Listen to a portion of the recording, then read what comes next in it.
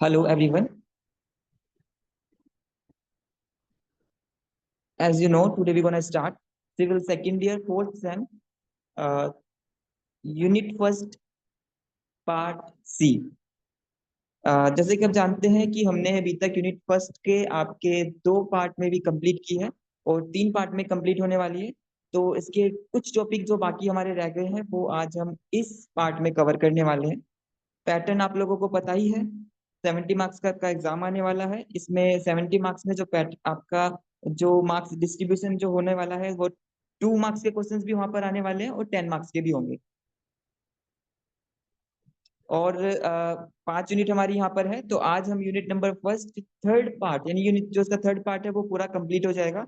इसके बाद हम स्टार्ट करेंगे आपका यूनिट नंबर थर्ड जिसका नाम है बिल्डिंग कंस्ट्रक्शन। तो पहले यूनिट फर्स्ट का जो हमारा तो इसका जो यूनिट का नाम है scope of study of building material, जिसका पार्ट सी आज हम स्टार्ट करने वाले हैं। तो बेसिकली जो हमारा material testing and construction practices का जो पहली यूनिट है, इसके कौन कौन से टॉपिक आज हम कवर करने वाले हैं उसको देख लेते हैं। आज हम सीमेंट और टिम्बर को समझने वाले हैं कि सीमेंट और टिम्बर दो दो हमारे टॉपिक रह गए हैं। इसमें एक टॉपिक और है जो है आपका स्टोन। स्टोन एग्जाम में ज्यादा पूछा नहीं जाता है, दैट्स वाई आपको ये नोट्स के फॉर्म में मिल जाएगा। हम उसको लेक्चर में कवर नहीं करने वाले हैं। ठीक है, तो बात अगर मैं करूं आज के 2 टॉपिक के बारे में, तो पहला है हमारा सीमेंट और सेकंड है टिम्बर। और सीमेंट, पहले सीमेंट समझेंगे सीमेंट क्या होता है। ठीक है, सीमेंट के बाद हम समझने वाले हैं आज की टाइप्स ऑफ सीमेंट क्या होता है। इसके बाद हीट ऑफ हाइड्रेशन हम पढ़ने वाले हैं। टिम्बर समझने वाले हैं, टिम्बर क्या है। हम सिविल इंजीनियरिंग में टिम्बर को यूज कैसे करते हैं। ठीक है, सीजनिंग और टिम्बर क्या होता है ये हम समझने वाले हैं। डिफेक्ट इन टिम्बर हम समझने वाले हैं कि टिम्बर में कौन कौन से डिफेक्ट होते हैं, ये हमें देखने हैं। और इसके साथ साथ हम ये भी समझने वाले हैं कि कैसे हम कौन सा मटेरियल, जैसे मैंने आपका यूनिट फर्स्ट स्टार्ट करने से पहले बताया था कि जैसे हम किसी मटेरियल के बारे में उसकी इंफॉर्मेशन हमें पता चल जाती है, उसके बारे में हमें इंफॉर्मेशन हो जाती है, तो हम हमें ये क्लियरिटी हो जाती है कि कौन सा मटेरियल किस वक्त कब इस्तेमाल करना होता है। ठीक है, तो जैसे कि मैंने कहा कि आज ये टॉपिक हम स्टार्ट करने वाले हैं। तो प्रीवियस ईयर क्वेश्चंस हमारे यहाँ पर है जो प्रीवियस ईयर में काफी पूछे गए हैं। सबसे पहला है कि explain the factor governing the choice of building material. ठीक है, कि आप कोई भी बिल्डिंग मटेरियल को कौन कौन से फैक्टर हैं जिस जो आप किसी बिल्डिंग को वहां पे इस यूज करेंगे। ठीक है, सेकंड है डिस्क्राइब ओपीसी सीमेंट। यहाँ पे आपको ओपीसी सीमेंट क्या है ये बताना है। इसके साथ साथ आपको ये भी पूछा गया है what are the different types of cement. ये सीमेंट के टाइप्स आप बताइए कि कौन कौन से टाइप्स आपके होते हैं। Also explain the hydration of cement. Hydration, आपके सीमेंट में हाइड्रेशन क्या होती है ये भी एक्सप्लेन करने के लिए बोला था। तो ये आपका जो 10 मार्क्स का आपका सवाल है जो पूछा गया था। थर्ड है आपका मोस्ट इंपोर्टेंट है और कई बार पूछा गया है। और इससे हम ऐसे भी देख सकते हैं कि जब हम इंटरव्यू इंटरव्यू के लिए जाते हैं तो वहां पे भी एक बहुत ज्यादा पूछे जाने वाला सवाल है कि बोगस बोगस कंपाउंड होते क्या है ये बताइए। तो वो यहाँ पे लिखा हुआ है कि discuss bogus compound of cement. Also right the chemical composition of cement. आपके केमिकल कंपोजिशन सीमेंट की क्या क्या है ये हमें लिखना है। ठीक, और जो फोर्थ है हमारा ये है name the various types stone which are used for building works and give brief the specification for a good building stone। यहाँ पे पूछा गया है name the various types stone, उसके नाम बताइए कौन कौन से स्टोन हम यूज करते हैं। और which are use for building, कौन सा स्टोन है जो बिल्डिंग में यूज होगा, बिल्डिंग वर्क में यूज होता है। और ब्रीफ ब्रीफ स्पेसिफिकेशन देने हैं हमें एक गुड बिल्डिंग स्टोन के बारे में। ठीक है, तो यहाँ पे हम पहले स्टोन के बारे में बता देंगे उसको, टाइप्स यानी कि स्टोन के टाइप्स हम यहाँ बता सकते हैं। इसके बाद बिल्डिंग में किस तरीके से उसको यूज करते हैं और एक ब्रीफ स्पेसिफिकेशन एक गुड बिल्डिंग स्टोन हम आप इसे एक्सप्लेन कर सकते हैं। ठीक है, अब है इसके बाद हमारा what do you mean by seasoning of timber. ये पूछा गया है कि सीजनिंग ऑफ टिम्बर क्या है, ये 2 नंबर में भी पूछा जा सकता है ना। और 2 नंबर के साथ साथ यहाँ पे जो ये पूछा गया है आपका 10 मार्क्स में पूछा गया है कि what do you mean by seasoning of timber, what are the advantages and fundamental engineering properties of timber. ठीक है, तो यहाँ पे पूछा गया है कि what do you mean by seasoning of timber, seasoning of timber आप बता देंगे और उसके एडवांटेजेस क्या है आपके engineering properties of timber, fundamental. ठीक है, तो ये कुछ क्वेश्चंस हैं जो प्रीवियस ईयर में पूछे गए हैं। और यहाँ पे मैं आपको ये भी बता दूं कि अभी तक जितना भी हमने कवर किया उसमें आपके टेस्टिंग बहुत ज्यादा इंपॉर्टेंट है। जो हमने एक ट्यूब टेस्ट पढ़ा था आपका आपका फिल्म टेस्ट हमने पढ़ा है, ये दोनों बहुत ज्यादा इंपॉर्टेंट है। ब्रिक हमने पढ़ा है, कंक्रीट हमने पढ़ा है, उसके स्टेजेस, कंक्रीट के स्टेजेस बहुत ज्यादा इंपॉर्टेंट है। ब्रिक के टेस्ट बहुत ज्यादा इंपॉर्टेंट है। ठीक है, ब्रिक की क्लासिफिकेशन भी इंपॉर्टेंट है। और आज के जो हम टॉपिक कवर करने वाले हैं उसमें आपके बोगस कंपाउंड। ठीक है, तो आगे बढ़ेंगे मैं वो साथ साथ आपको बताता चला जाऊंगा। चलिए, तो आज सबसे पहले जो आपका टॉपिक है सीमेंट, बेसिकली है क्या ये समझते हैं। हमने इससे पहले एक टॉपिक कवर किया था जो हमने पढ़ा था कंक्रीट। तो जब कंक्रीट हमने पढ़ा तो कंक्रीट बेसिकली क्या था। कंक्रीट आपका जो होता है, हमने एक इक्वेशन के थ्रू ये देखा था कि कंक्रीट हमारा जो होता है, कंक्रीट इज इक्वल टू क्या होगा आपका फाइन एग्रीगेट। क्या होता है fine aggregate, fine aggregate plus coarse aggregate. ठीक है, प्लस सीमेंट, राइट। तो हमारे कंक्रीट में भी क्या यूज होता है, सीमेंट यूज होता है। तो इस सीमेंट में यानी कि जितने भी हमने यहाँ पे आपके जो जितने भी इंग्रेडिएंट हमारे हैं, तो फाइन एग्रीगेट क्या हो गया आपका रेत होता है या डस्ट आपका हो गया।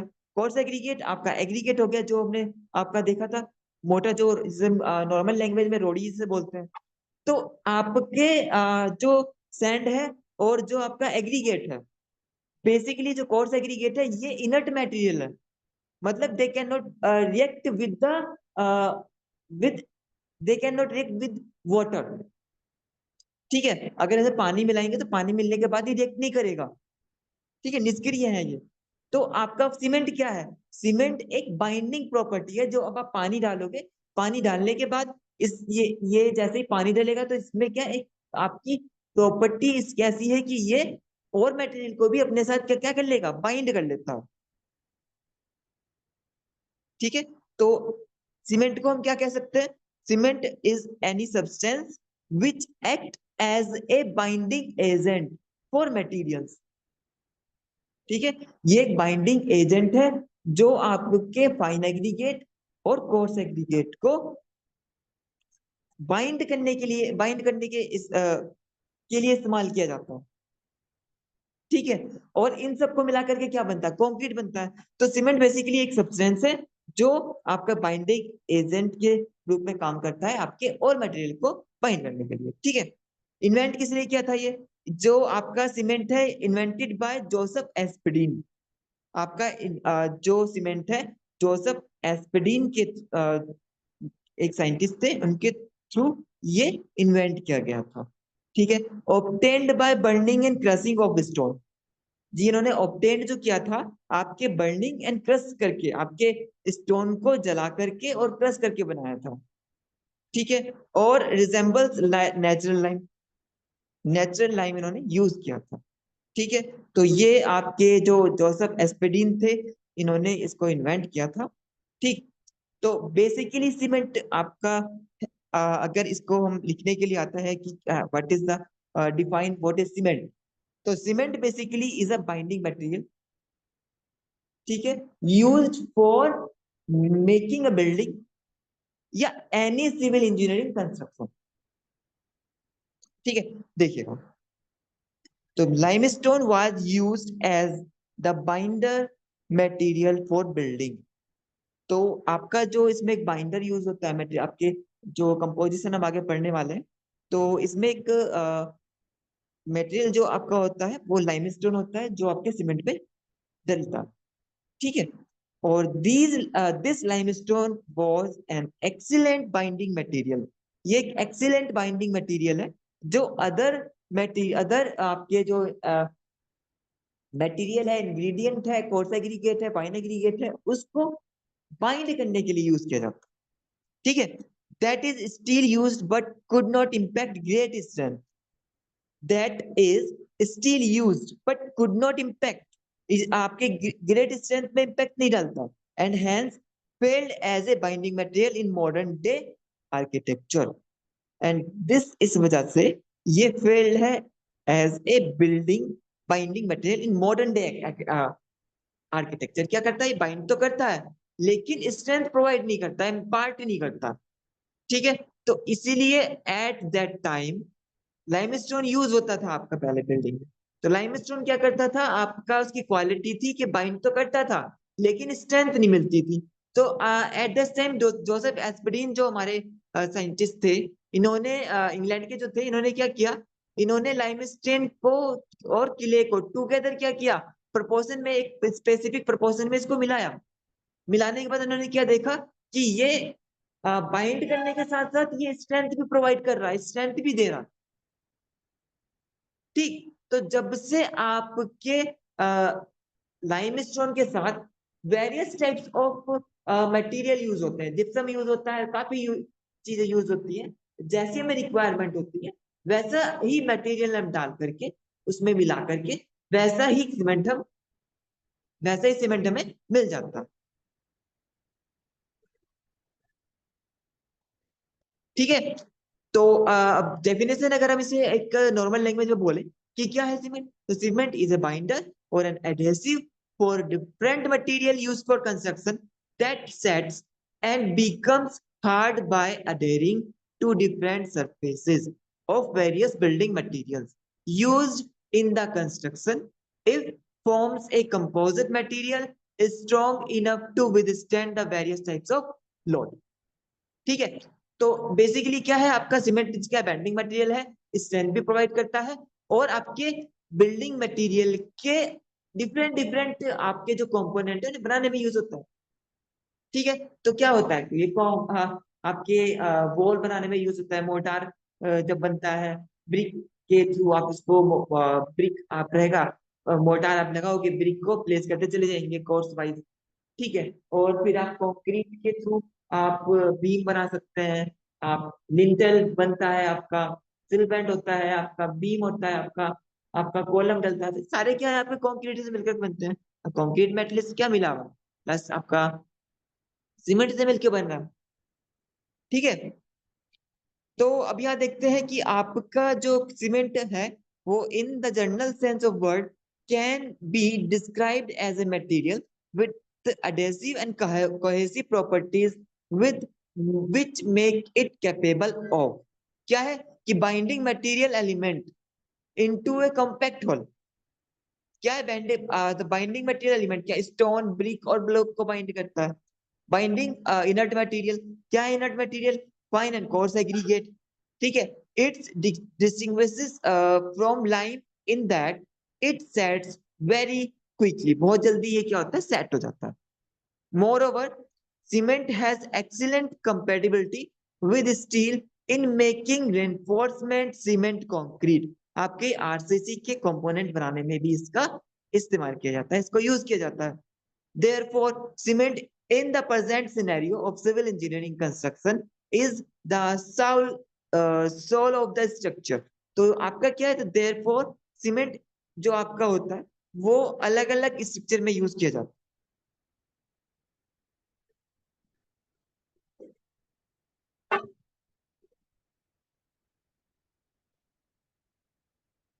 ठीक है। अब बात करते हैं कि आपके cement of composition, composition of cement क्या होता है, आपका सीमेंट जो है वो किस किस से मिलकर के बना हुआ है। ठीक। देखिए यहाँ पे परसेंटेज कंपोजिशन हमने दे रखी है, CaO, राइट, यानी कि आपका इसमें 60 से 65% होता है। इसका फंक्शन क्या होता है, बेसिकली कंट्रोल करता है स्ट्रेंथ को एंड साउंडनेस को। ठीक, इसमें हम आगे हम पढ़ते रहेंगे। SiO2 है, यहाँ हमने टेबल बना दी है। टेबल के साथ साथ हम इसको वन बाय वन, आपको टेबल ना सिखा करें, अगर टेबल मैंने यहाँ पे इसलिए ऐड की है कि आप जब एग्जाम में लिख करके आओगे तो आप टेबल बना करके आ जाइएगा। लिख करके तो आओगे वन बाय वन इसको, लेकिन एक टेबल बनाओगे तो टेबल बनाने से क्या बेनिफिट होगा कि आपका रिप्रेजेंटेशन अच्छी होती है, और टेबल से लगता है अगर आपका जो एग्जामिनर है, जो कॉपी चेक की जाएगी इसके थ्रू भी, वो आपकी टेबल पे उसका फोकस जाएगा। अगर टेबल आपकी अच्छी बनी हुई है तो ज्यादा वो चीजें नहीं पढ़ने वाला, टेबल से ये बेनिफिट आपको हो जाता है। तो टेबल मैंने इसलिए ऐड की है कि ये आपको समझ जाए कि टेबल किस तरीके से आपको एग्जाम में बना करके आनी है।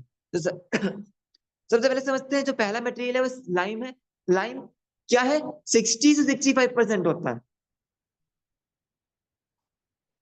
ठीक है, ये इम्पार्ट क्या करता है, ये आपके जो भी आप मटेरियल कंपोजिशन बनाने वाले हैं, इसमें स्ट्रेंथ प्रोवाइड करता है, साउंडनेस देता है आपके सीमेंट को, right. And if it is present in excess, excess में प्रेजेंट हो गया, and cause it to expand and disintegrate. ठीक है, क्या है कि it and cause it to expand and disintegrate. Disintegrate करने के लिए यूज होगा it, if it is in deficiency then the strength imparted becomes low. अगर ये कम हो गया देन द स्ट्रेंथ कम हो जाएगी। स्ट्रेंथ क्या हो जाएगी, कम हो जाएगी। सिलिका क्या है, silica also impart strength to the cement. ये भी आपके जो सीमेंट है उसको स्ट्रेंथ प्रोवाइड करता है। ठीक, as the amount of silica is increased in cement, so the strength of cement also increases. जैसे ही आप सिलिका बढ़ाओगे तो इसकी इंक्रीज जो स्ट्रेंथ है वो भी इंक्रीज होगी। ठीक है, और अर्ली सेटिंग के लिए भी ये यूज होता है, राइट। अब बात करते हैं, थर्ड है आपका एल्यूमिना। एल्यूमिना क्या होता है, एल्यूमिना आपके सीमेंट में 3% से 8% के बीच होता है। और alumina is used for imparting used for imparting quick setting property to the cement, right? Also, it act like flux reducing the clinkering temperature. तो बेसिकली क्या है, ये आपके क्विक सेटिंग को इम्पार्ट करने के लिए यूज किया जाता है। ठीक है, और अगर एल्यूमिना आपके एक्सेस ज्यादा हो गया तो आपकी स्ट्रेंथ को भी रिड्यूस करता है। ठीक, ये हमें पता होना चाहिए कि कौन सा मटेरियल है, जो कौन सा हमारा जो कंपोजिशन है, किसकी वजह से क्या बेनिफिट हो रहा है और क्या डिसएडवांटेज हो रहा है। फिर है हमारा फोर्थ, कैल्शियम सल्फेट। तो calcium sulphate in cement is present in the form of gypsum. तो जिप्सम जो होता है ये आपके सेटिंग टाइम को इंक्रीज करने के लिए यूज होता है। ठीक है, फिफ्थ है आयरन ऑक्साइड। आयरन ऑक्साइड आपका 3 to 4% होगा। ये क्या इम्पार्ट करता है, ये 3 एसेंशियल थिंग्स इन सीमेंट, क्या, स्ट्रेंथ, हार्डनेस और कलर। तो आयरन ऑक्साइड जो है आपका स्ट्रेंथ भी प्रोवाइड करता है, हार्डनेस भी और कलर भी। फिर है मैग्नीशिया। मैग्नीशिया भी क्या इम्पार्ट करता है, स्ट्रेंथ प्रोवाइड करता है, हार्डनेस प्रोवाइड करता है और कलर। बट जब आपका मैग्नीशिया ज्यादा हो जाएगा तो इसकी साउंडनेस, अनसाउंडनेस, यानी कि साउंडनेस वहां पे क्लियर नहीं हो पाएगी। ठीक, सेवेंथ है सल्फर। ये 1 से 3% के बीच में होगा। Sulphur is responsible for volume changes in the cement, right. A very small amount of sulphur make the cement sound. आपका सल्फर अगर इसमें हमने ऐड कर दिया है तो आपके सीमेंट को साउंडी बनाता है, और ज्यादा हो गया तो अनसाउंडनेस, लाइक मैग्नीशिया। ठीक है, तो ये, तो अब देखिए यहाँ पे केमिकल कंपोजिशन में दे रखा है, और यहाँ पे हम एक बोगस कंपाउंड ही हमारे होते हैं। पहले ये समझ लीजिएगा कि केमिकल कंपोजिशन हमारे क्या क्या है। सबसे पहला है C3S। ठीक, तो C3S कहते हैं try calcium silicate, 3CaO SiO2। ठीक है, ट्राई कैल्शियम सिलिकेट क्या होता है, ये आपका अर्ली स्ट्रेंथ के लिए यूज होता है, और लो हीट ऑफ हाइड्रेशन, यानी कि 30% hydration process is fast with the help of C3S। ठीक है, पहला क्या हो गया आपका ट्राई कैल्शियम सिलिकेट। दूसरा है C2S, die calcium silicate, 2CaO SiO2।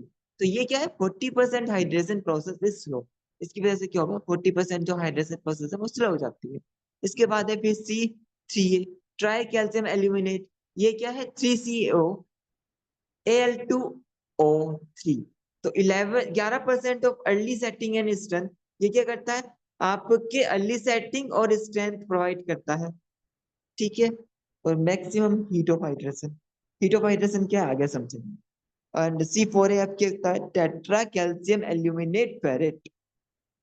तो 4CaO Al2O3 Fe2O3 यानी कि 11% प्रोवाइड द स्ट्रेंथ। तो जिप्सम क्या होता है, 3 to 5% to increase the setting time of cement. Iron oxide क्या होता है, to provide brown colour into cement and strength also. MgO and sodium और पोटेशियम क्या होता है, to provide the greenish grey colour to cement. ठीक है, SO3 क्या होता है, to provide the soundness of cement. Basic इसमें क्या होता है, less than 0.5% to provide the strength of the cement. ठीक है, तो ये आपके यहाँ पे केमिकल कंपोजिशन आपके हो गए, जिप्सम जैसे समझ गए। ठीक है, तो ये आपको पता होना चाहिए इन सभी के बारे में। अगर मैं बात करूं sequence of changes during setting and hardening, तो सबसे पहले क्या होता है कि आपका सीमेंट वाटर आपके पेस्ट में हमने सीमेंट में मिलाया, तो एक ही दिन में क्या होता है, हाइड्रेशन ऑफ होती है। किसकी वजह से, C3A एंड C4F। ठीक है, C3A हमने क्या पढ़ा था, ट्राई कैल्शियम सिलिकेट। तो हाइड्रेशन आपके किसी की वजह से होगी, C3A। आगे देखते हैं आपका कि ये हाइड्रेशन, सीमेंट ऑफ हाइड्रेशन क्या होता है। ये 7 डे बाद क्या होता है, gelation of C3A because of 3C3A। 28 days बाद क्या होगा, जेलिनेशन ऑफ C2S एंड C3S। ठीक है, तो ये प्रोसेस आपकी है फर्स्ट डे पर, 7th डे पर और 28 डे पर। तो देखो यहाँ पे हमारा एक है बोगस कंपाउंड। ये देखो, बोगस कंपाउंड की बात अगर मैं करूं, तो यहाँ पे भी मैंने टेबल के थ्रू यहाँ पे आपको यहाँ समझ जाएंगे इसको। तो सबसे पहले हमारा है, हमारे जो बोगस कंपाउंड होते हैं आपका, जो होता है C3S होता है, C2S होता है, C3A होता है, C4AF होता है, जो हमने वहां कंपोजिशन हमने पढ़ा था। ठीक है, इन्हें हम टोर्नेबल कंपाउंड भी बोलते हैं, एलाइट भी बोल सकते हैं, इसको बेलाइट बोलते हैं, सिलाइट और फेलाइट बोलते हैं। ठीक है, तो ये आपके क्या है, आपके बोगस कंपाउंड है। और Bogue's identified the main compound as, जो हमने यहाँ पे इन सभी की बात की है। ठीक है, अगर आता है कि बोगस कंपाउंड क्या है, आप इनके बारे में लिख सकते हैं। और ये क्या इम्पार्ट करता है, ये हमने यहाँ पे लिख दिया है। ये आपके केमिकल कंपोजिशन में हमने यहाँ पे सब मेंशन कर दिया है कि ट्राई कैल्शियम सिलिकेट स्ट्रेंथ को बढ़ाने के लिए यूज होगा, है ना। तो और आपका जो टेट्रा कैल्शियम एल्यूमिनेट फेरेट है, ये क्या करता है, प्रोवाइड करता है स्ट्रेंथ को। तो ये सब आप यहाँ पे लिख सकते हैं। ठीक है, इसके बाद हम एक ये और टेबल हमारी है, ये टेबल जूम करके देख लेते हैं ऐसे। क्या है कि properties of oxide component and compound component. Lime होता है आपका, परसेंटेज में हमने जो पढ़ा था वहां पे। ठीक, तो वहां पे हमने इन सब के बारे में लिखा हुआ है। लाइम कितने परसेंट होता है, सिलिका, एल्यूमिना, आयरन ऑक्साइड, ये सब हमने पढ़ा हुआ है। Compound component C3A, C3S, C2S, C3A, C4 AF। ये टेबल के थ्रू आप मेंशन कर सकते हैं। ठीक है, तो टेबल के थ्रू मैंने आपको ये बताने की कोशिश करी है कि आप वहां पर टेबल ही आप वहां पे जब एग्जाम में लिखेंगे, आप सभी को एक्सप्लेन तो करना है आपको, लेकिन टेबल के थ्रू भी आप उसको बता दीजिए। अब बात करते हैं raw material of Portland cement and it's uses. तो सबसे पहला जो आपका होता है, ये है CaO, इनके लाइमस्टोन भी हम इसे बोलते हैं। तो ये क्या करता है, प्रिंसिपल कॉन्स्टिट्यूएंट है, कॉन्स्टिट्यूएंट है हमारा। And its proportion can be regulated, regulate कर सकते हैं इसकी प्रोपोर्शन को। Excess of lime reduce the strength. ठीक है, एंड मेक्स द सीमेंट, जो आपका सीमेंट है उसको क्या करता है, and makes the cement expand and disintegrate. आपका जो सीमेंट है उसको डिसइंटीग्रेट वाली प्रॉपर्टी उसको प्रोवाइड करता है। ठीक है, lesser amount of lime also reduce the strength by quick setting. ठीक है, आर्जेलियस मटेरियल क्या हो जाएंगे आपके Al2O3 SiO2।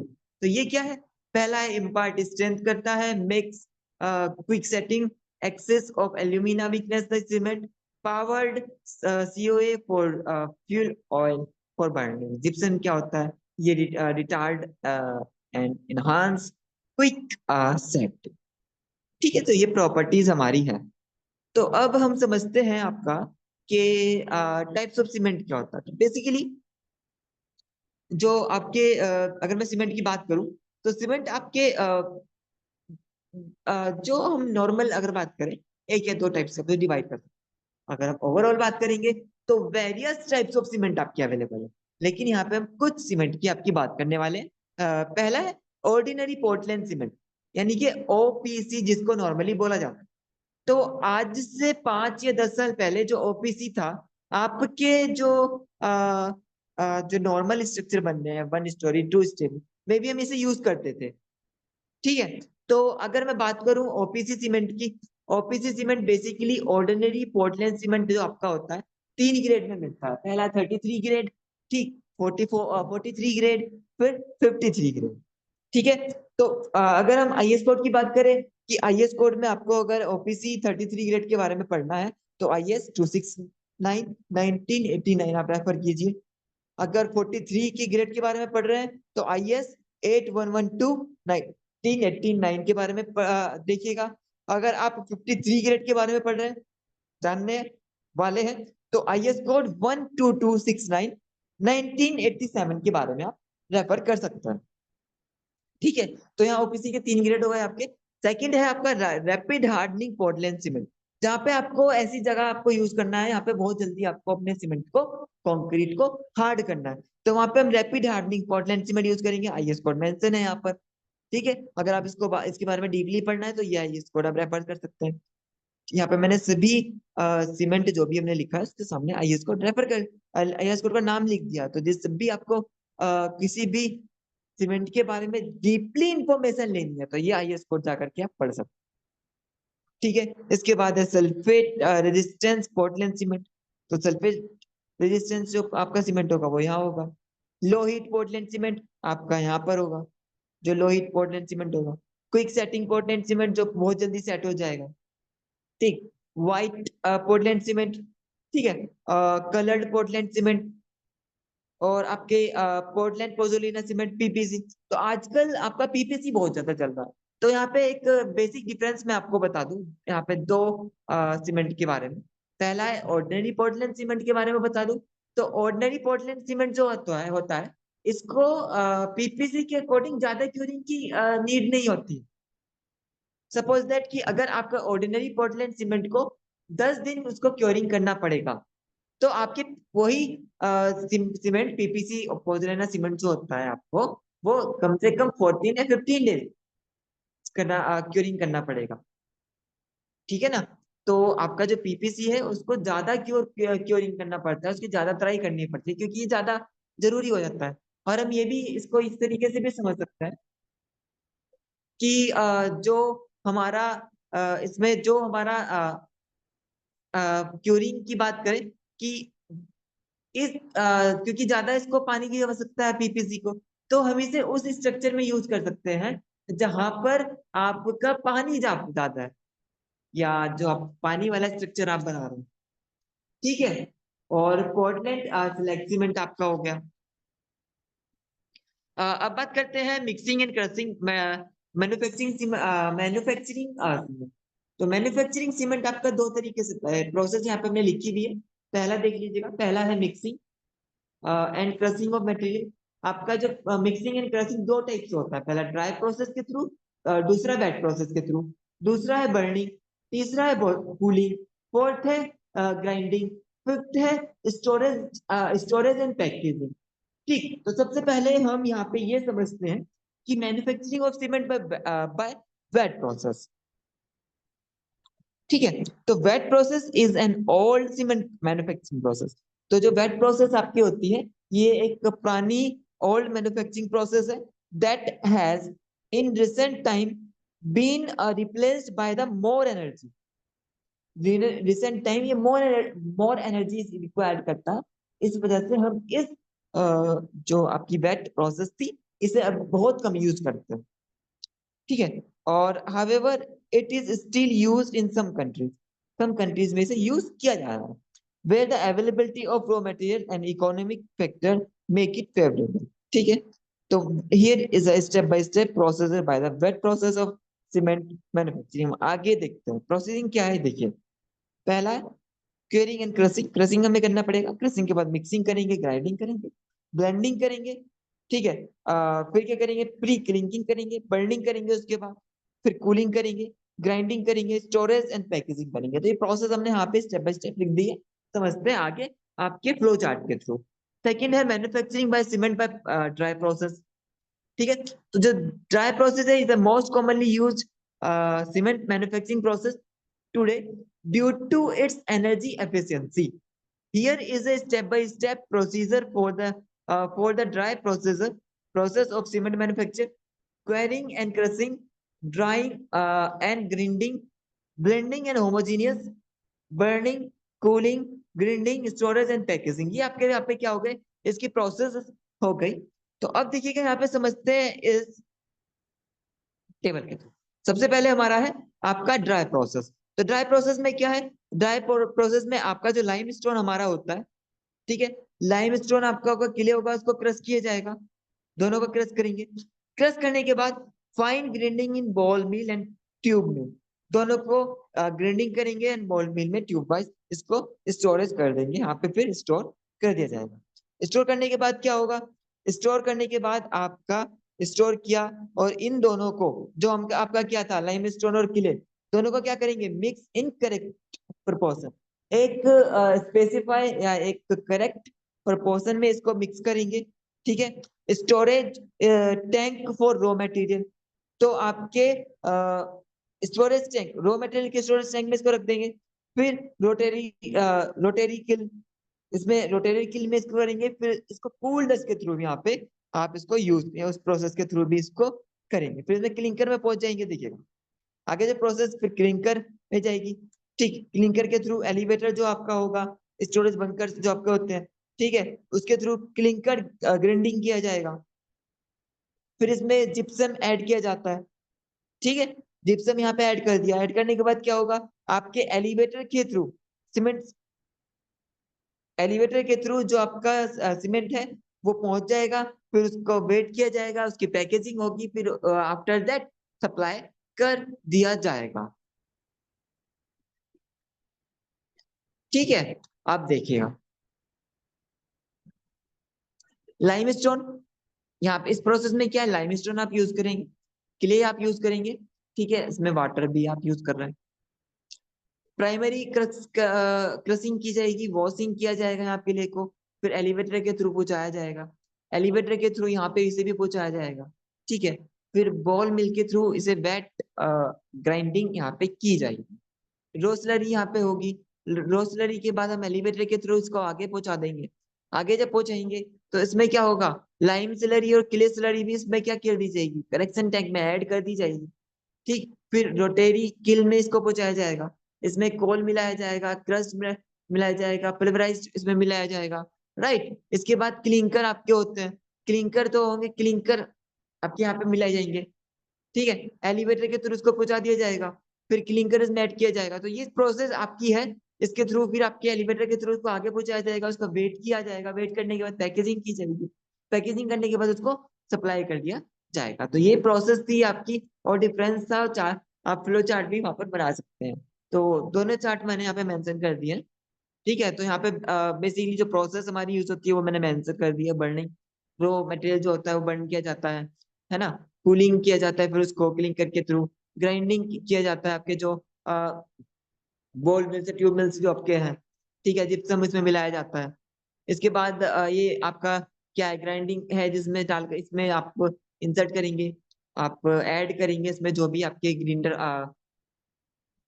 जो भी आप कंपोजिशन इसमें ऐड कर रहे हैं उसको ग्राइंड किया जाएगा, फिर सीमेंट पैकेजिंग की जाएगी। तो ये स्टेप यहाँ पे हमने मेनली यहाँ पे एक्सप्लेन कर दिया। ठीक है। तो अब बात करते हैं जो बेसिकली आपको पता होना चाहिए सीमेंट के बारे में। तो सीमेंट का जो एक कट्टा होता है वो आपका बोरी जो होती है, बैग जो होता है उसका, वो बैग आपका 50 kg का होता है, 50 किलोग्राम का होता है। ठीक है। और जब आप उसमें जो आप हुक लगा करके जो आपने देखा होगा जो सीमेंट को एक जगह से दूसरी जगह तक पहुंचाते हैं, तो उसमें जब मेसन सीमेंट को अपने कंधे पे रख करके लेके जाते हैं तो वे हुक को से उठाते हैं। लेकिन अगर आईएस कोड के अकॉर्डिंग हम बात करें तो वो उसमें आपको कोई भी होल नहीं होने देना। ठीक है, ये आपको ध्यान रखना है। दूसरी चीज बात, आप जब भी आपका कोई सीमेंट आता है तो उसपे मैन्युफैक्चरिंग डेट लिखी हुई होती है। ठीक, और उसपे ये भी लिखा होता है कि एक्सपायरी डेट क्या है। ठीक है, तो आपको ये पता होना चाहिए कि आपका जो सीमेंट है उसकी एक्सपायरी डेट कितनी होती है। तो आपके लिए एक होमवर्क है, जब नेक्स्ट लेक्चर होगा तो हम आपको बताएंगे। ठीक, तो बेसिकली जो आपका सीमेंट है, सीमेंट के कट्टा जो होता है, जो बैग होता है, उस पे एक्सपायरी डेट लिखी होती है। ठीक है, तो ये ठीक है। अब बात करते हैं आपका सीमेंट का जो इनिशियल सेटिंग टाइम होता है कितना, 30 मिनट होता है। ठीक, सीमेंट का फाइनल सेटिंग टाइम कितना होता है, 10 घंटे होता है, यानी कि 600 मिनट होता है। अब समझते हैं हमने एक वर्ड वहां पे यूज किया था कि हीट ऑफ हाइड्रेशन क्या होता है। तो ये केमिकल रिएक्शंस होती है जो आपके सीमेंट और पानी में सीमेंट मिलाने के बाद होती है। ठीक, so this is the chemical reaction that takes place between cement and water is called as hydration of cement. The reaction is exothermic in nature. ठीक है, तो ये अब है। तो बेसिकली यहाँ पे हमने जो इसका डिफरेंस आपको दिखाया हुआ है, देखो, टू C3S और C2S जब हाइड्रोजन के साथ रिएक्ट करेगा वाटर के साथ, तो यहाँ पे क्या बनता है, ये इक्वेशन हम वहाँ पे लिख सकते हैं। तो calcium silicate hydrate is one of the most important product of hydration process, and it determines the good properties of cement. It can be seen from the above reactions. ये above reactions के through scene किया जा सकता है। C3S produces more quality of calcium hydroxide than C2S. ठीक है, properties of cement motor की मैं बात करूं, the following are the important properties of cement mortar. Adding water to dry mix of cement and initiate the hydrate of cement which bind and sand particle. You basically adding water to add dry mix of cement and sand initiate the anhydride of cement. ठीक है, which bind sand particle and surrounding surface of masonry and concrete. क्या करता है, bind करता है आपके set को।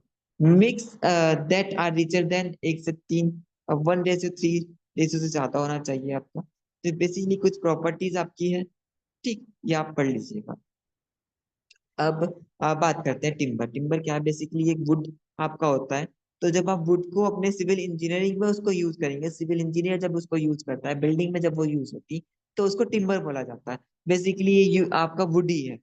ठीक, तो a tree basically consist of 3 part, namely trunk, crown and root. जो आपका ट्री है वो ट्रंक रखता है, क्राउन होता है, उसका एक रूट होता है। रूट के बारे में तो आपको सबको पता है, जो अर्थ में होती है।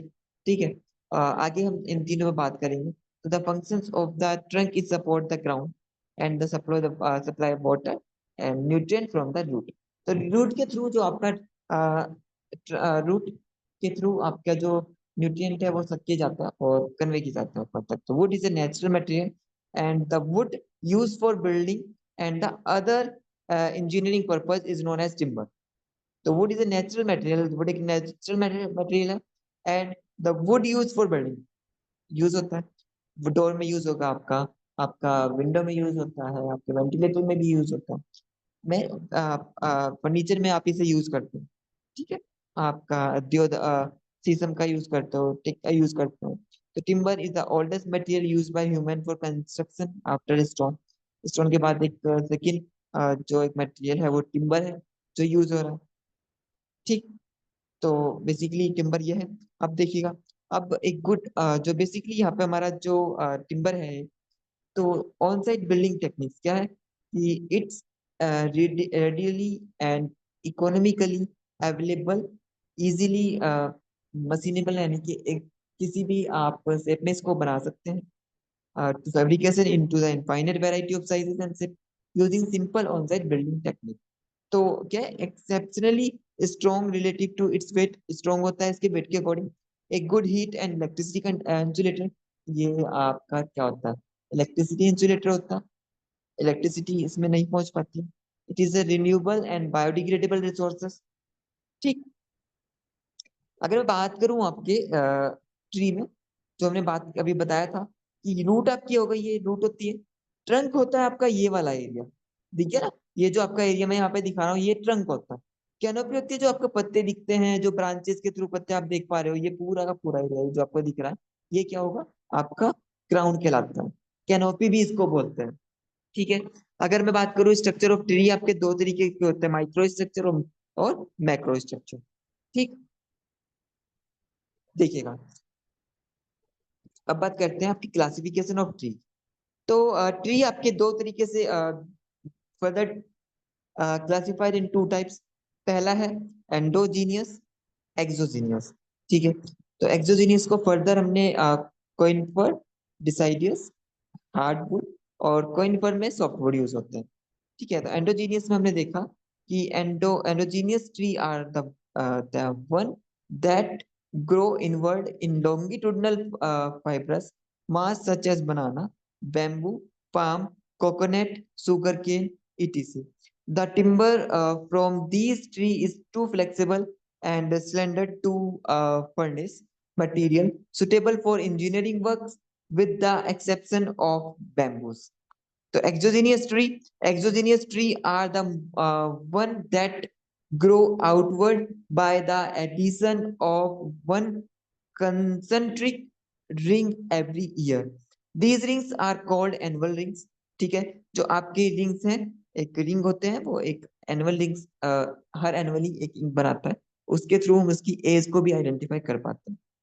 ठीक। तो एनुअल रिंग उसमें होता है।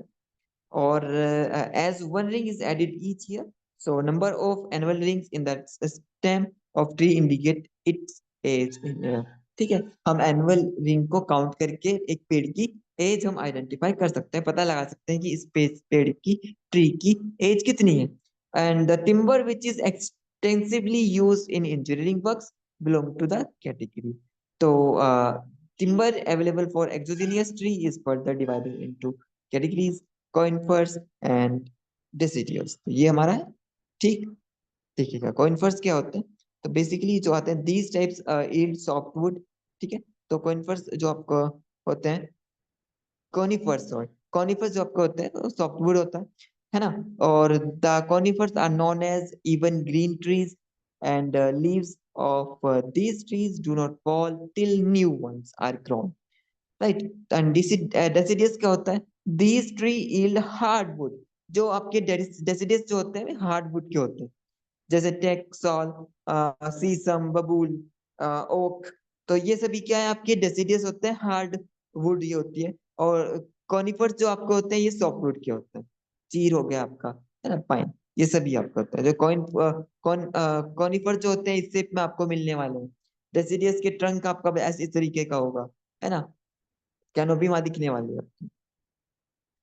ठीक है। अब बात करते हैं डिफेक्ट इन टिम्बर। तो defect due to abnormal growth. Growth पहला देख। तो एबनॉर्मल ग्रोथ की वजह से क्या होता है, these defect occur during the growth of the tree itself. Following types of defect come in this category. ठीक है। पहला है नोट। तो आपको ट्रंक दिखता है, उसमें एक नोट आपको दिख जाती है। नोट अगर आ गई तो वहां पे आप उस शेप को प्रॉपर नहीं बना पाते हैं। देखो ये नोट आपको दिख रही है, ये नोट आपको दिख रही है। ठीक है। तो note is any timber result from cutting the tree across A branch और limb embedded in tree. When a branch or limb of a tree is cut, ठीक है, it dries and it forms a knot. When a branch of limb of a tree is cut, यानी कि क्या होता है, जब आप यहाँ से कोई आप फर्नीचर के लिए से काट रहे हैं तो ये आपके लिए अ, जब ये आ जाता है बीच में तो आपको इसको अलग करना पड़ता है। और ये क्या करता है, ये आपका एक प्रॉपर शेप इसकी वजह से आपको नहीं मिल पाता। ठीक। तो ये आपको जैसे मैंने इमेज में यहाँ पे दिखा दिया। इसके बाद एक ग्रेन्स। ग्रेन्स क्या है, तो grains basically arrangement of grains play very important role. The tensile strength of a timber locked in the direction along the grains is 40 times that of parallel to grains। ठीक। तो grains basically आप grains the strength of timber reduces considerably according to the changes in arrangement of grains. तो जो grains आपका होगा वो आपके एक important रोल प्ले करता है, जो आपके टिम्बर लोग, जो टिम्बर का अपने लोग है, उसकी टेंसाइल स्ट्रेंथ को क्या करता है, इन आपके grain 14 time then that of parallel to grain कर देता है, 14 टाइम कर देता है। और रिंड गाल क्या होता है, रिंकल जो आपका होता है, आपको जैसे इमेजेस में दिख रहा है, the rind means bark and gall means abnormal swelling, जो स्वेलिंग आपकी हो जाती है। Hence peculiar curved swelling on the body of wood due to imperfect cutting of a branch as shown in figure। एक imperfect cutting आपकी यहाँ से, ये imperfect cutting की वजह से आपको दिखेगा। Sake क्या होता है? Sake are crack which partially or completely separate the fibers of wood due to shrinkage of wood or winds of some other reasons। Following are the different varieties of sake। तो basically ये यहाँ पे हमने लिख दिया है। Types of sex आपके हो गए स्टार सेक, जैसे कि आपको यहाँ पे इमेजेस में दिख रहा है, स्टार की तरह आपको दिखने वाला है, ठीक। इसके बाद है cup cake, cup and ring cake. जब आपको रिंग यहाँ पे दिखने लगेगी, ये आपका रिंग केक यहाँ पे कहलाएगा। हार्ट हार्ट सेक होता है, अगर आपको पता है हार्ट सेक, जैसे आपको यहाँ पे एक हार्ट ये दिख रहा है, तो ये आपके सेक्स होते हैं, पूछे जाते हैं एग्जाम में। यहाँ पे आप पढ़ लीजिएगा, एक्सप्लेन आपको करने होंगे, ठीक है। अब यहाँ बात करते हैं आपके different composition of exogenous tree. ये मोस्ट इंपोर्टेंट है और कई बार एग्जाम में पूछा गया है। तो सबसे पहला है आपका हार्टवुड। हार्टवुड क्या होता है कि it is the portion surrounding pith. आपके जो पिथ के सराउंडिंग ये होता है, it is strong and dark in colour, ये डार्क कलर का होता है आपका, ठीक है। और this position is useful for several engineering purpose. It is the dead part of wood, ये एक आपके डेड पार्ट होता है वुड का। It consist of various annular rings, ये वेरियस एनुलर रिंग्स कंसिस्ट करता है। दूसरा है sapwood, it is the layer next to hardwood. क्या होता है, is next to the hardwood. It do not contain sap, contain sap and recent growth। recent growth के लिए use denotes ये होता है आपका, ठीक है। इसके through it takes active part in the growth of tree. ये जो आपका सैपवुड होता है एक्टिव पार्ट की तरह यूज होता है, जो ग्रो करता है आपके ट्री को, है ना। Permitting sap to move in upward direction, upward direction में को परमिट करता है सैप को जाने के लिए। Annual rings of sapwood are less sharply divided and are light in colour. ये क्या होता है, लाइट कलर का होता है, जैसे कि आपको यहाँ पे भी दिख रहा होगा, ठीक है। कैम्बियम लेयर क्या होती है, कैम्बियम लेयर या आपकी एक थिन लेयर होती है, ठीक। जो आपके आउटर यानी के ग्रोथ रिंग के आप जो आपका आउटर लेयर है उसके अप्रोक्स पास में आपको मिलने वाली है, ठीक है। तो it has SAP which is not still converted into sapwood। SAP होता है जो अभी तक सैपवुड में कन्वर्ट नहीं हुआ है। If the bark is removed and cambium layer is exposed to atmosphere, then cells cease to be active and tree viable। Inner bark क्या होता है, it is inner skin of tree defensive the cambium layer. It provide protection to cambium layer. ये आपके inner bark जो होता है आपके cambium layer को प्रोटेक्शन प्रोवाइड करता है, ठीक है। इसके बाद है आउटर बर्ग। आउटर बर्ग जो आपकी होगी, ठीक है, ये क्या होता है कि it is outer skin of the tree and contain of wood fibres. आपका वुड फाइबर कंटेन करता है। मेडुलरी रेक्स क्या होता है, these are thin radially fibres extending from with the cambium layer. They together hold annual links. In some of trees they are broken and some other they cannot be prominent, ठीक है। अब बात करते हैं seasoning of timber. Seasoning of timber क्या होता है, seasoning of timber एक बेसिकली एक प्रोसेस है जिसके थ्रू हम आपके जो आपके वुड में या टिम्बर में जो मॉइस्चर है उसको रिमूव की जाती है, ठीक है। तो सीजनिंग ऑफ टिम्बर पर्पस क्या हो गया, the main objective of seasoning of timber are enhancing the properties of timber to make it usable for engineering purpose, आपके इंजीनियरिंग पर्पज को के लिए यूजेबल बनाना होता है। ये आपके जो मॉइस्चर है उसको रिमूव करती है। ठीक है। Seasoning of timber is required to reduce the shrinkage, shrinkage को रिड्यूस करती है, to make the timber more workable, आपकी टिम्बर को मोर वर्केबल करने के लिए यूज होता है। Ensuring well controlled condition for timber. ठीक है। एडवांटेजेस क्या हो जाएंगे, इट रिड्यूस श्रिंकेज, वो ये एडवांटेज ही हो जाएंगे जो हमने पर्पस के बारे में लिखा है। तो इस चीज में भी आप इसको लिख सकते हैं और यहाँ पढ़ लीजिएगा। अब बात करते हैं method of seasoning of timber. आपके जो वुड है, जो टिम्बर है, उसमें से जो मॉइस्चर है उसको किस किस तरीके से कौन कौन से मेथड है जिसके थ्रू हम इसको जो हमारा मॉइस्चर है उसको रिमूव करते हैं। सबसे पहला नेचुरल, दो तरीके के होते हैं, पहला नेचुरल और आर्टिफिशियल। सबसे पहले समझते हैं नेचुरल। तो नेचुरल जो प्रोसेस होती है, नेचुरल जो आपके दो तरीके की होती है, पहली वाटर सीजनिंग, दूसरी एयर सीजनिंग। वाटर सीजनिंग में हम क्या करते हैं, जो हमने हमारा जो टिम्बर है, टिम्बर को हमने काटा और वाटर में ऐसे ही डाल दिया। तो water seasoning is the process in which timber is immersed in water flow which helps to remove the sap. तो हमने जब पानी में इसको डाला तो जी इसकी वजह से क्या होगा, सैप हमारा रिमूव हो जाएगा जो टिम्बर में है। It will take 2 to 4 weeks of time. तो आपका 2 से 4 वीक तक ये लेता है। After that the timber is allowed to dry, इसके बाद इसको ड्राई किया जाएगा, वेल सीजन किया जाएगा, फिर ये इसको छोड़ देंगे, ये हमारा क्या होगा, रेडी टू यूज सीजन के बाद। ठीक है। फिर एयर सीजनिंग।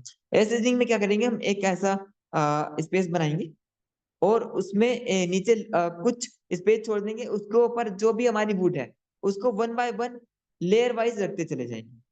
ठीक है। और इसकी जो प्लेटफॉर्म है 300 mm हाइट के ऊपर हम इसे रखेंगे, जिससे इसके नीचे भी हमारा एयर पास कर सके। और यहाँ पे भी हम क्या रखेंगे, इसके साइड में भी यहाँ पर भी एयर पास हो सके। तो इसे फिर क्या करते हैं, हम इसे कुछ दिन के लिए इसको छोड़ देते हैं और ये नेचुरली हमारा क्या होगा, जो हमारी इसकी सीजनिंग है, जो इसमें मॉइस्चर है वो रिमूव हो जाएगी। इसके बाद है आर्टिफिशियल सीजनिंग। आर्टिफिशियल सीजनिंग में हमारा है पहला बॉइलिंग के थ्रू, पहले बॉइल बॉइल करेंगे, इसके थ्रू हमारा क्या होगा, इसके सीजनिंग सीजनिंग दूर की जाती है। एडवांटेजेस क्या है, it takes a short amount of time, ये शॉर्ट टाइम लेता है। Develop strength and elasticity, strength provide करता है, स्ट्रेंथ डेवलप करता है और इलास्टिसिटी भी डेवलप करता है। डिसएडवांटेजेस क्या है, it is serviceable for small quantity of would but not convenient for a large amount, ये लार्ज अमाउंट के लिए कन्वीनियंट नहीं है। द कॉस्ट इज हाई, इसकी कॉस्ट ज्यादा है। सेकंड है हमारा केमिकल सीजनिंग। केमिकल सीजनिंग क्या होती है, the reduction of moisture using salt solution is called chemical seasoning. तो आपका जो केमिकल सीजनिंग की जाएगी इसके थ्रू, साल्ट के थ्रू। ठीक है। और after the absorption of water the solution logs are let to dry, जो सॉल्यूशन है उसको ड्राई करने के लिए छोड़ देंगे। ठीक है। इससे क्या होगा, ये इंक्रीज करता है strength of timber, it is less time consuming. Disadvantages क्या होगी, chemical reagent can sometimes reduce strength, it can reduce cause a problem in gluing of finishing of corrosion while you it can cause a problem in gluing or finishing और corrosion while using। ठीक है। तो ये इसमें face करना पड़ता है। और किल सीजनिंग के थ्रू क्या करेंगे, हम भट्टी में उसको रखेंगे, एक भट्टी करेंगे, उसके थ्रू हम यहाँ यूज कर सकते हैं। एडवांटेजेस क्या हो जाएंगे, most effective and economical seasoning हमारी हो जाएगी। Kiln seasoning can be done by 2 process, आपकी प्रोग्रेसिव किलिंग सीजनिंग हमारी होती है और इसके बाद हमारा कंपार्टमेंटल सीजनिंग आपकी होती है। डी है इलेक्ट्रिकल सीजनिंग। तो dry would is a non-conductor of electricity while green timber is a conductor so can pass alternating current, electricity के थ्रू हम यहाँ पे सीजन करते हैं। एडवांटेज क्या हो जाता है, using this method quick drawing is obtain, यानी कि बहुत जल्दी हमारी जो है टिम्बर, हमारी वो टिम्बर है वो बहुत जल्दी हमारी ड्राई हो जाती है। ठीक है। French electrical seasoning method is use to season overnight. ठीक है। अगर जहाँ पे भी हमें बहुत जल्दी जो इसका मॉइस्चर रिमूव करना है वो इलेक्ट्रिसिटी मेथड के थ्रू वहाँ पे यूज कर सकते हैं। डिसएडवांटेजेस क्या हो जाएगा, the equipment required is very costly, जो इक्विपमेंट हम यूज करते हैं बहुत ज्यादा कॉस्टली है। It is an uneconomic process as a high rate of electricity is consumed, right? During heating, the cell of wood of or timber lose their strength and become weak. तो during heating, ठीक है, तो strength क्या करता है, loose करता है और ये वीक हो जाता है। तो ये फॉलोइंग हमारे सीजनिंग के टाइप्स थे। ठीक, अब यहाँ हम देखते हैं कि इंपॉर्टेंट वुड बेस्ड प्रोडक्ट क्या होते हैं। आपका जो वुड बेस्ड प्रोडक्ट है, ये पहले भी पूछा गया है। विनियर्स एंड प्लाईवुड होते हैं। बेसिकली ये नाइफ से भी कट जाता है, जहाँ पे हमें कम पर स्मॉल पर्पज के लिए यूज होता है, डेकोरेटिव पर्पज के लिए इसे हम यूज करते हैं। टिम्बर कंक्रीट डेक होता है आपका, ठीक है। कंक्रीट जो टिम्बर कंक्रीट डेक इसलिए बोलते हैं, इसकी स्ट्रेंथ इसकी ज्यादा हमारी होती है, स्ट्रॉन्ग होता है, ठीक है। और बिल्डिंग बोर्ड क्या होते हैं, insulating board composed of various fibres glued together, ठीक। और वुड वुल बोर्ड क्या होता है, ये आप देख लीजिएगा यहाँ पे। बेसिकली यहाँ पे वुड वुल बोर्ड जो आपके हो गए, it is a material made from wood. तो वुड मटेरियल जो होता है वुड से बनता है ना। And cement, it is use in building as a cladding material की तरह, मटेरियल फॉर वॉल, ठीक है। एक आप क्लेडिंग मटेरियल के लिए यूज होता है, एज फॉर आपके क्लेडिंग मटेरियल की तरह यूज होता है बिल्डिंग, ठीक है। कोयर वेस्ट हो गया, कोयर कोयर जो आपकी होती है कोकोनट का, जो हमने आप जो कोकोनट आप खाते हैं, कोकोनट का जो आउटर जो होता है ना, वो जो आप देखते होंगे, उससे ही मिलकर के बनता है कोयर वेस्ट। और इससे भी आपका क्या बनता है, आपका हम टिम्बर बनाते हैं या एक प्रोडक्ट बनाते हैं, जिसके थ्रू हम उसको अलग अलग जगह बिल्डिंग में यूज कर पाते हैं, ठीक है। Factor governing the choice of building, ये हमने पहले कवर कर लिया था इसको, फिर मैं बता दूं। जब भी आप किसी भी बिल्डिंग को आप बिल्डिंग के लिए कोई भी मटेरियल चूज करने वाले, तो वहाँ पे कुछ फैक्टर्स हैं जो हमें ध्यान रखने चाहिए। सबसे पहले कॉस्ट, कॉस्ट उसकी हाई नहीं होनी चाहिए, एफिशिएंट कॉस्ट होनी चाहिए। ड्यूरेबिलिटी उसकी, जो मटेरियल हम यूज कर रहे हैं उसकी ड्यूरेबल ज्यादा होना चाहिए। अवेलेबिलिटी, उसकी अवेलेबिलिटी ऐसा ना हो कि हमारे एनवायरमेंट में कम मिल रहा है, अवेलेबिलिटी भी उसकी ज्यादा होनी चाहिए, ठीक है। परफॉर्मेंस अच्छा होना चाहिए, उसकी परफॉर्मेंस बहुत अच्छी होनी चाहिए। और परफॉर्मेंस के बाद मेंटेनेंस भी उसकी बहुत अच्छी होनी चाहिए, कि अगर हम वहाँ यूज कर रहे हैं, ऐसा ना हो कि हमने यूज कर लिया, यूज करने के बाद हम क्या देख रहे हैं कि हमने जितना पैसा उसको बनाने में लगाया तो उससे ज्यादा उसका मेंटेनेंस में जा रहा है। तो उसकी मेंटेनेंस को भी देख करके वो मटेरियल यूज करते हैं। तो जो स्टूडेंट्स, आज के लेक्चर में इतना ही, राइट। और इससे आज हम यूनिट नंबर फर्स्ट कंप्लीट कर चुके हैं। नेक्स्ट जो हमारी यूनिट होने वाली है, वो हम यूनिट नंबर थर्ड लेंगे, जिसका नाम है आपका बिल्डिंग कंस्ट्रक्शन। और ये हम दो पार्ट में कवर करने वाले हैं, राइट। तो आज हमारा यूनिट कंप्लीट हो गई है। आप प्रीवियस क्वेश्चंस हमने यहाँ पे सभी ऐड कर दिए हैं। जैसे मैंने आपको बताया कि बोगस कंपाउंड आपके हमारे यहाँ पे आज हमने पढ़े, ठीक है। बोगस कंपाउंड एग्जाम एग्जाम के पॉइंट ऑफ व्यू से बहुत ज्यादा इंपॉर्टेंट है। आपकी सीमेंट बहुत ज्यादा इंपॉर्टेंट है, सीजनिंग ऑफ टिम्बर बहुत ज्यादा इंपॉर्टेंट है। आपके टेस्ट जो हमने करे थे वो बहुत ज्यादा इंपॉर्टेंट है। कंक्रीट हमारा इंपॉर्टेंट है। आपका ब्रिक इंपॉर्टेंट है। एफ्लोरेसेंस ब्रिक में क्या होता है, ये बहुत ज्यादा इंपॉर्टेंट है। और ब्रिक के टेस्ट हमें पता बहुत ज्यादा इंपॉर्टेंट है। तो ये सब हमने पढ़ चुके हैं। तो ओके स्टूडेंट्स, आज के लेक्चर में इतना ही। मिलते हैं नेक्स्ट लेक्चर में। All the best.